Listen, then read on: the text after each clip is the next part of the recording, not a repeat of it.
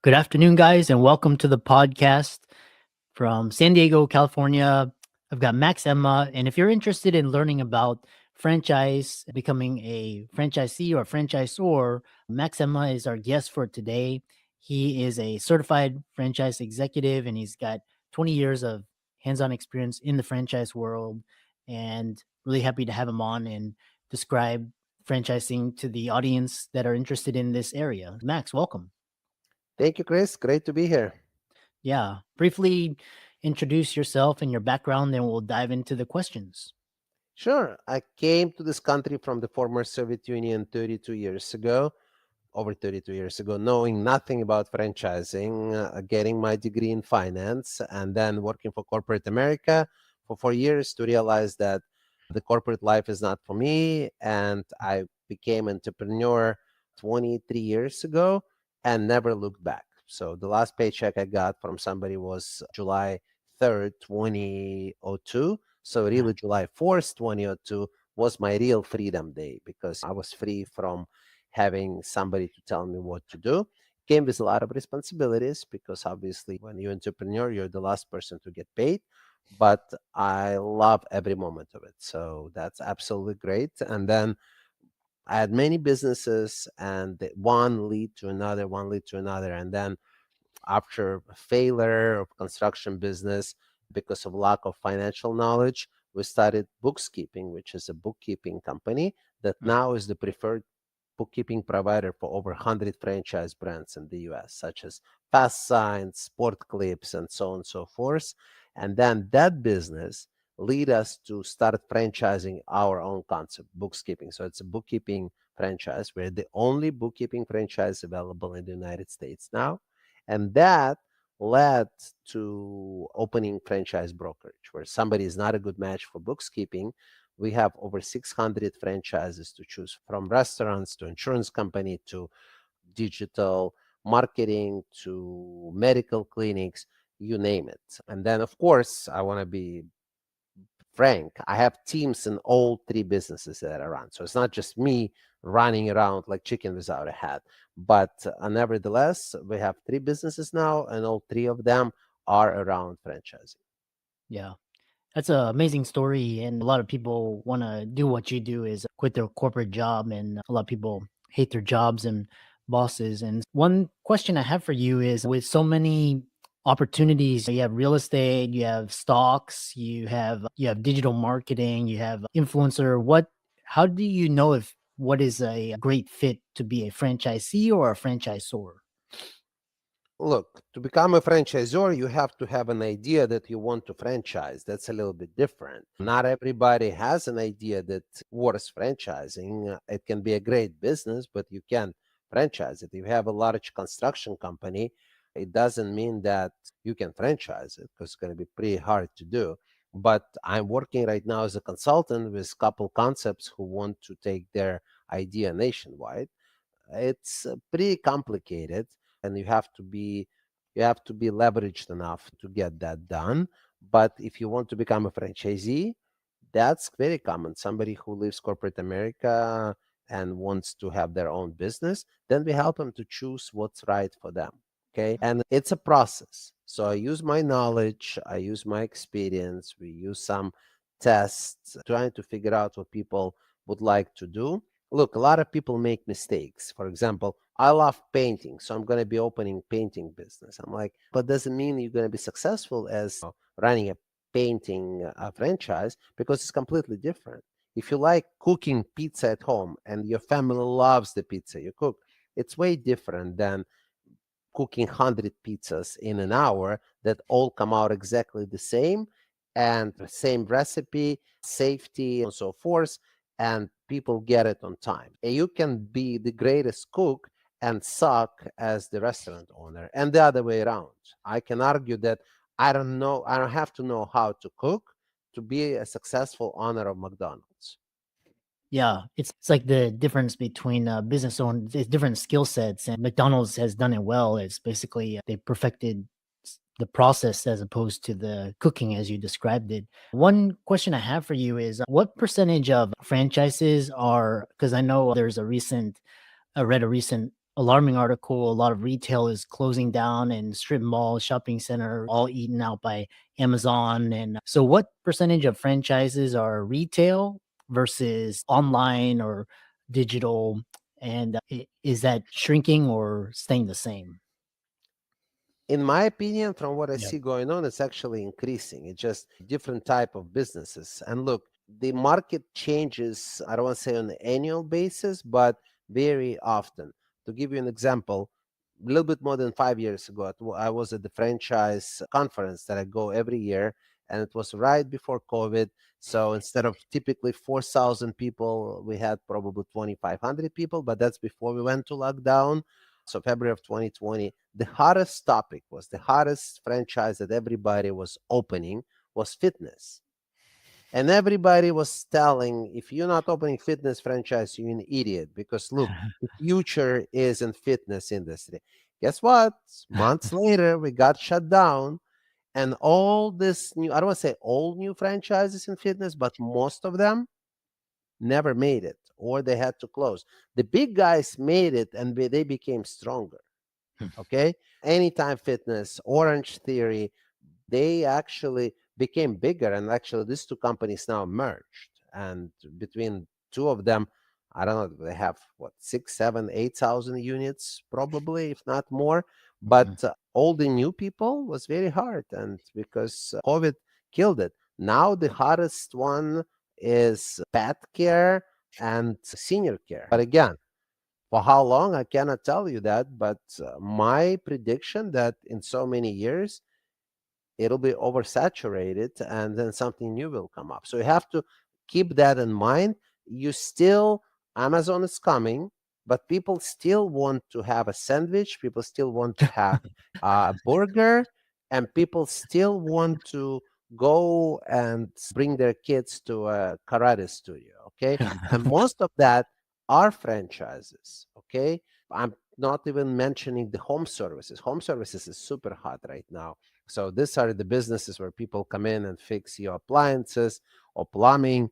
There are a lot of franchises that are available in this space, and they're very popular. Yeah. Yeah, I was just gonna ask you about service versus product, and you answered that. If people were thinking about franchise, what explain to the audience what's the difference between buying into a franchise? Because obviously you probably have to have a significant upfront investment versus starting a business from scratch. Look, the difference is not that huge, but the biggest difference between the two is the opportunity cost. Can you figure out how to do the business yourself? Absolutely. But if we take pizza franchise, for example, or pizza restaurant, how many pies are you going to burn before you figure out the correct recipe? Okay.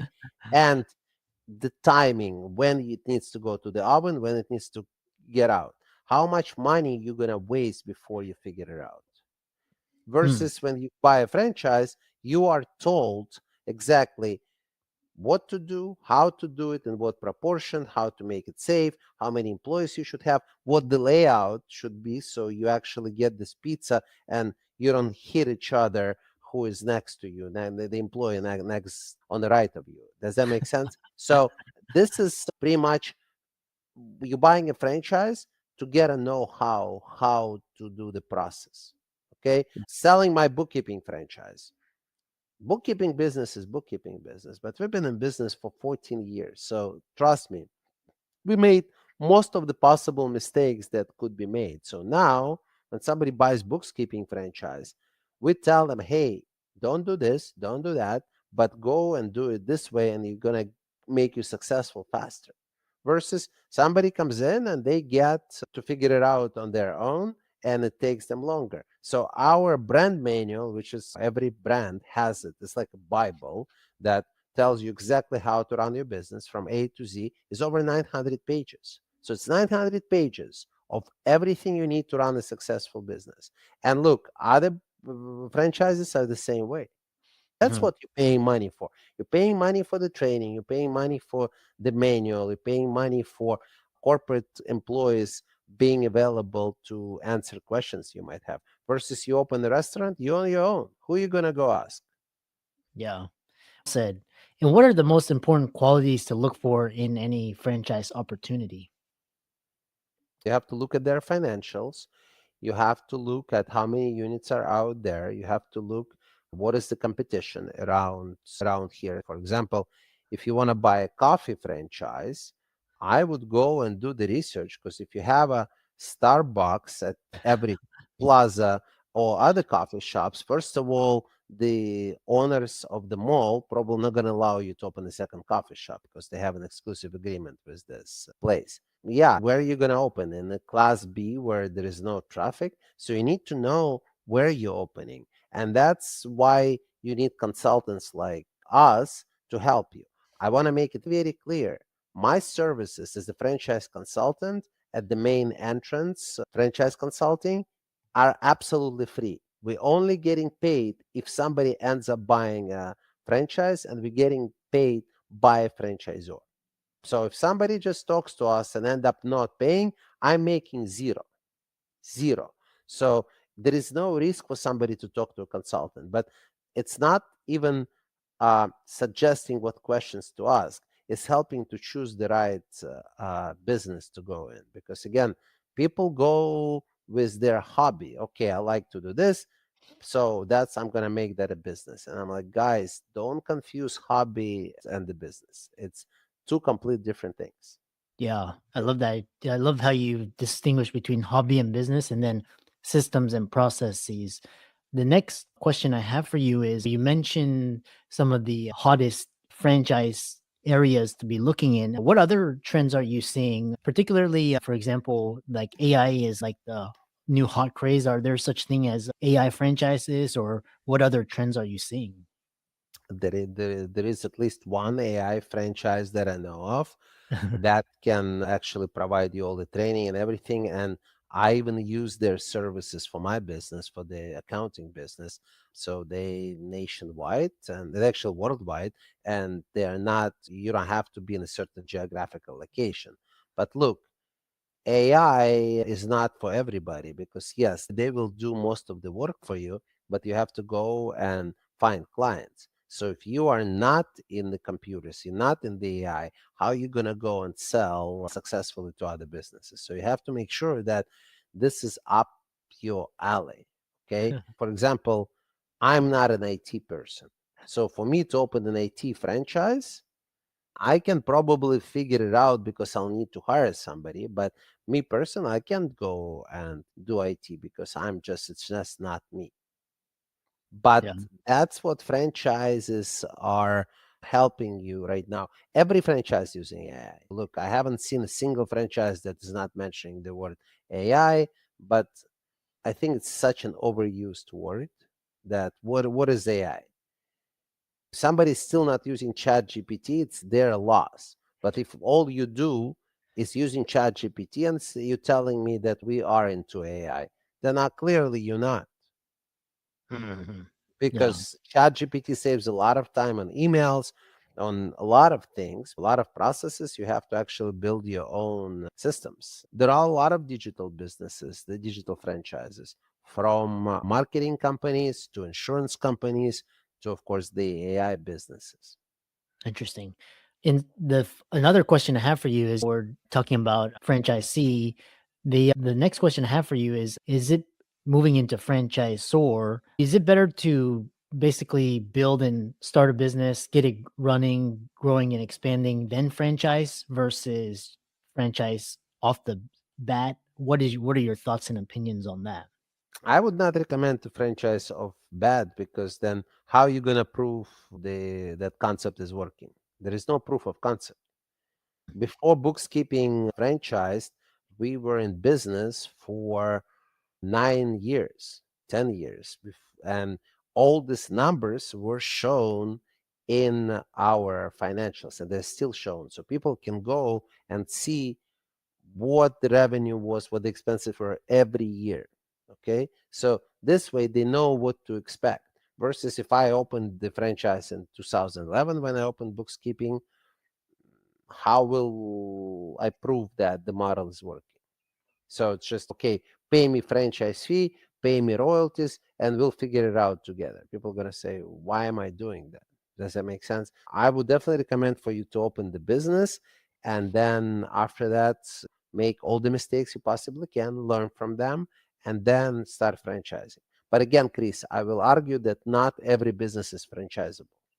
Yeah, and then so my question is, you've grown your business. At what point should business owners think about turning it into a franchise versus just expanding into more locations? Or why just talk about walking us through the process of turning a business into a franchise?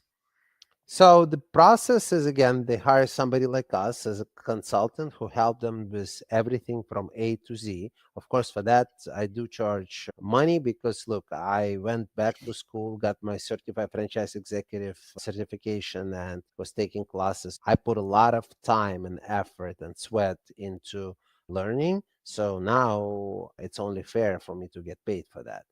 But we're asking when people should start thinking about it before they open the business. Because Mm, if you go to any business school, they tell you don't open a business without a business plan. Okay. And the first thing you have to put in the business plan, your exit strategy. Okay. And the exit strategy when you have a franchise is way different than exit strategy if you want to open your multi locations and have them to be owned by the family or by you. So it's completely different because what you do in franchising, it has to be like really uniform. It's like stupid simple, so you can pass it on to everybody.